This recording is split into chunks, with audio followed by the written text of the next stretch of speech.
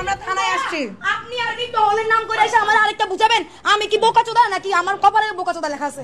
শুনেন, আপনারা যেটা যে ক্যাপ্টেন ছিলেন তাকে আমি অলরেডি খুঁজছি। আমি আপনাদেরকে এইটুকু বলতে পারি যে আমি তাকে পেলে বা আমি তাকে পেয়ে তার কাছে ক্ষমা চেয়ে আসবো। এসেছে মানে শুনেছি। দেখুন, বঙ্গবন্ধু একটি মীমাংসিত সত্য এবং মীমাংসিত বিষয় ইতিহাসে। আমি প্রশ্নটা ছিল শুনেছেন শুনেননি? হ্যাঁ, আমি শুনেছি, আমার হলেও শুনেছি এবং ঢাকা বিশ্ববিদ্যালয়ে আমি শুনেছি এবং সেটিকে ডিজোন করার কোনো সুযোগ নেই। আমার প্রশ্ন শুধু অতটুকুই ছিল, শুনেছেন অথবা শুনেননি। আপনি আইনমন্ত্রী, সব কথা জিজ্ঞেস করতেও আপনাকে ভয় লাগে, তারপরেও একদম ব্যক্তি জীবন নিয়ে কি আপনি কিছু বলতে চান? আমি নিজে থেকে প্রশ্ন করব না, কিন্তু প্রশ্ন করেন। আমার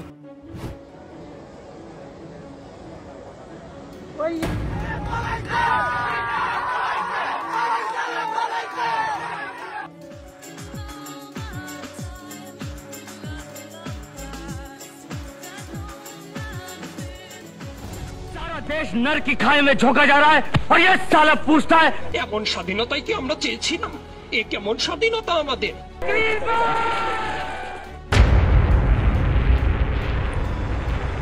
যাত্রা শুরু করছি বাংলাদেশের হৃদয়ে, যেখানে মানুষের স্বপ্ন আর আশা সঞ্চিত। 5 আগস্ট একটা বিশাল পরিবর্তন ঘটল। শেখ হাসিনা, যিনি 1 দশকেরও বেশি সময় ধরে নেতৃত্বে ছিলেন, তার পতন হলো। আর সেই দুর্নীতির ফাঁকা দূষিত জায়গা পুরো জাতিকে নাড়িয়ে দিয়েছে। চারপাশে উত্তেজনা তুঙ্গে, আর রাস্তাগুলোতে ছাত্রদের উত্তাল প্রতিবাদের ধ্বনি। এটা শুধু একটা গল্প নয়, এটা স্বাধীনতার সার্বভৌমত্ব আর দুর্নীতিমুক্ত ভবিষ্যতের জন্য একটা যুদ্ধ। কিন্তু সাবধান, এই তথ্যযুদ্ধের যুগে সত্য অনেক সময় ছায়ায় ঢাকা থাকে আর গুজব আগুনের মতো ছড়িয়ে পড়ে। বাংলাদেশের আরবান এডুকেটেড পয়সাওয়ালা ক্লাস সেকুলারিজম চায়, আবার ভোট ডাকাতিও চায়। হ্যাঁ, সে নান্না মুন্না ফ্যাসিস্ট ডিক্টেটরের পা ধরে সালাম করতে চায়, আবার সে না গণতন্ত্রও চায়। হ্যাঁ, ওরে মা, হায়। 5 আগস্ট সূর্য অস্ত যাওয়ার সাথে সাথে রাতের অন্ধকার যখন আমাদের চারপাশ ঘিরে ফেলেছে, তখন বাংলাদেশের দৃশ্যপট পুরোপুরি বদলে গেল। দেশটা যেন এক বিশৃঙ্খলার কিনারায় দুলছে।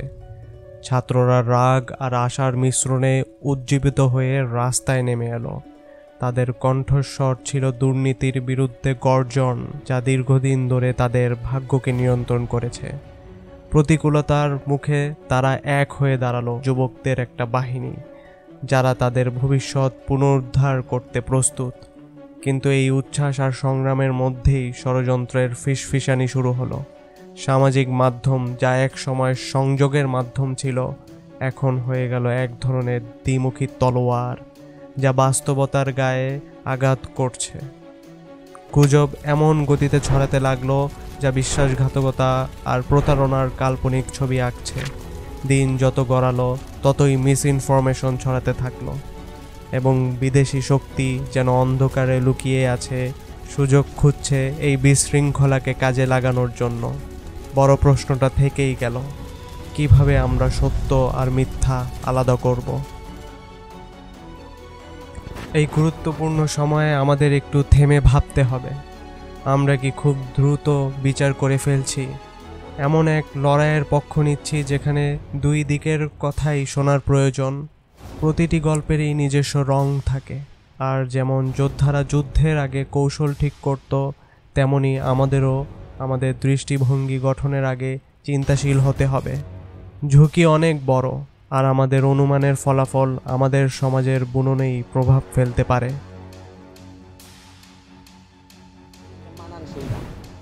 আমি কোনোভাবেই এই দেশ ছাড়বো না। এই দেশ আমার দেশ। আমি কিন্তু আপনার ক্ষতি করতে আসিনি, কিন্তু আমি এখানে আসা আপনার জন্য ভালো হবে না। ও 5-6 রাত ঘুমায়নি যখন এটা শুরু হলো। ও চেহারার দিকে আমি তাকাতে পারি। প্রায় প্রতিদিনই বিভিন্ন ঘটনা ইন্টারনেটে ছড়িয়ে পড়ছে, যা আমাদের আবেগ আর ক্ষোভকে উস্কে দিচ্ছে। কিন্তু প্রতিটি ছবির পেছনে একটা গল্প আছে, একটা বর্ণনা, যা হয়তো ততটা সরল নয় যতটা তা দেখায়। আমরা দর্শকরা কি শুধু এই বড় খেলার ছোট ছোট মোহরায় পরিণত হচ্ছে? এই প্রতারণাময় পরিস্থিতিতে চলতে গিয়ে আমাদের সতর্ক থাকা খুবই জরুরি।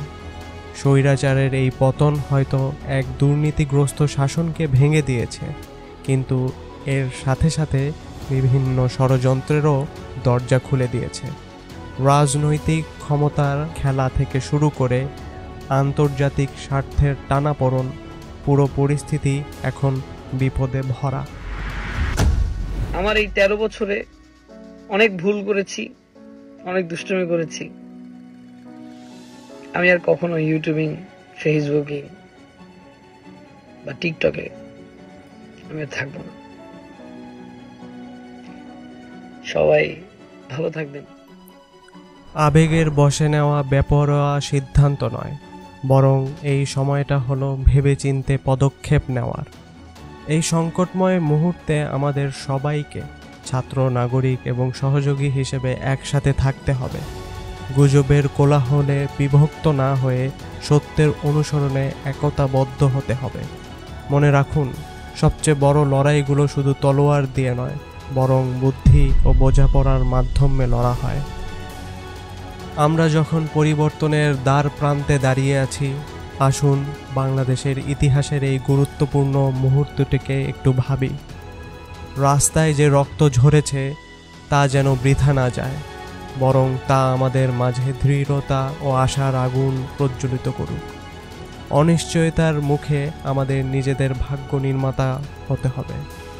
তাই আমি আপনাদের সহযোদ্ধাদের আহ্বান জানাচ্ছি, আপনারা যখন আপনাদের সোশ্যাল মিডিয়া ফিডে স্ক্রল করবেন এবং চারপাশের তথ্য গ্রহণ করবেন বা শেয়ার করতে নেবেন, নিজেকে প্রশ্ন করুন, সত্যটা কি?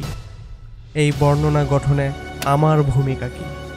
আসুন আমরা বিভ্রান্তির এই সময়ে স্বচ্ছতার মশালবাহী হই। একসাথে আমরা যেন ন্যায় বিচার, ঐক্য এবং আমাদের জনগণের অবিচল চেতনার ভিত্তিতে এক উজ্জ্বল স্বাধীন বাংলাদেশের দিকে পথ তৈরি করতে পারি। সাহসী হন, সচেতন থাকুন, আর মনে রাখবেন, প্রতিটা গল্পের দুটি দিক থাকে, কিন্তু সত্য উদ্ঘাটন করা আমাদের দায়িত্ব।